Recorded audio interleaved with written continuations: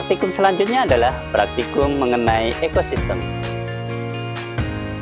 Ekosistem adalah suatu sistem ekologi yang terbentuk oleh hubungan timbal balik antara makhluk hidup, biotik, dengan lingkungannya yang tak hidup, abiotik.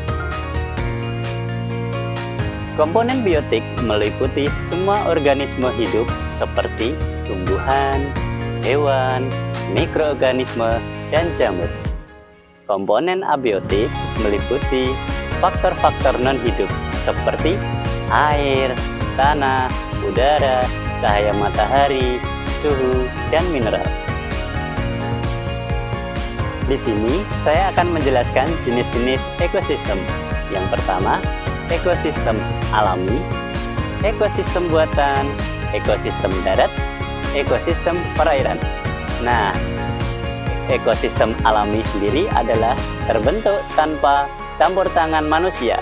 Sedangkan ekosistem buatan terbentuk karena campur tangan manusia.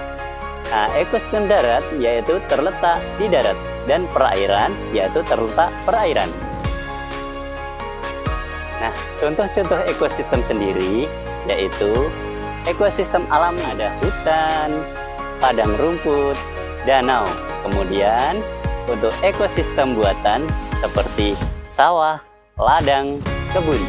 Kemudian untuk sistem ekosistem darat yaitu hutan tropis, padang pasir, tundra. Kemudian untuk perairan yaitu perairan sendiri, danau, sungai, dan laut. Baik, di sini saya akan memberikan contoh ekosistem buatan yaitu ekosistem yang ada di sawah.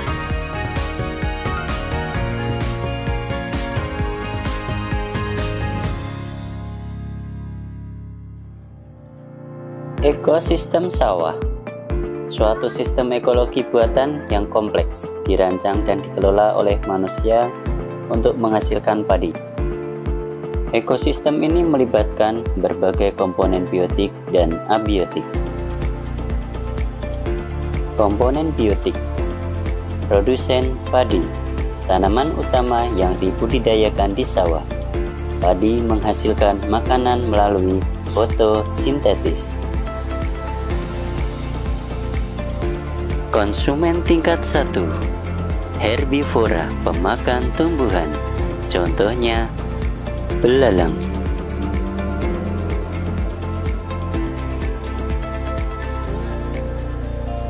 Kemudian keong atau siput air yang memakan alga dan tanaman air lainnya. Tikus, tikus sendiri hewan pengerat yang memakan biji padi dan tanaman muda.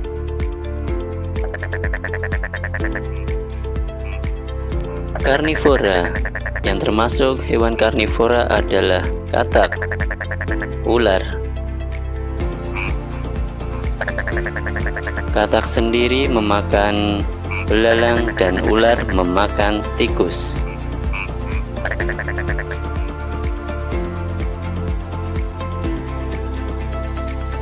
Yang termasuk jenis hewan omnivora adalah contohnya ikan.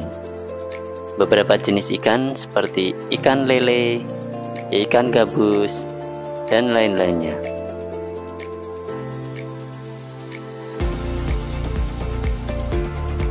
Dan contoh untuk dekomposer adalah bakteri dan jamur. Menguraikan sisa-sisa tanaman dan hewan yang mati menjadi zat-zat yang lebih sederhana, yang kemudian dapat digunakan kembali oleh produsen.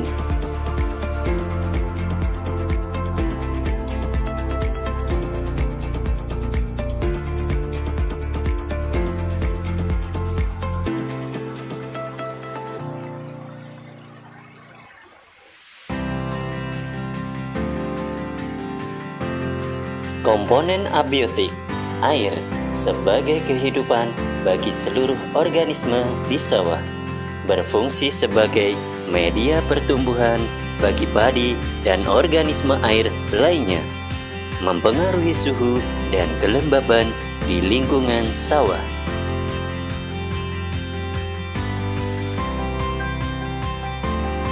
Tanah, tempat tumbuh dan berkembangnya akar tanaman padi, menyediakan nutrisi bagi tanaman, sebagai habitat bagi berbagai organisme tanah seperti cacing dan mikroorganisme.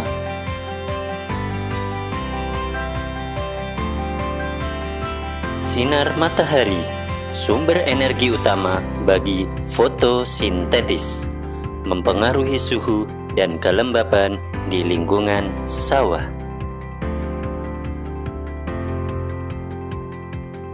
Suhu mempengaruhi laju pertumbuhan dan perkembangan organisme di sawah. Suhu yang optimal diperlukan untuk fotosintesis dan proses metabolisme lainnya.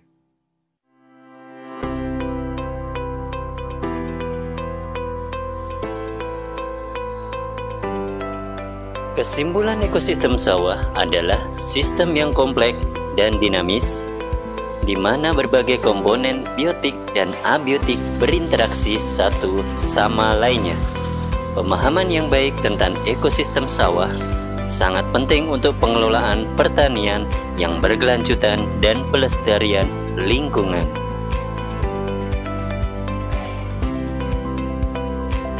Demikian praktikum tentang ekosistem, semoga bermanfaat.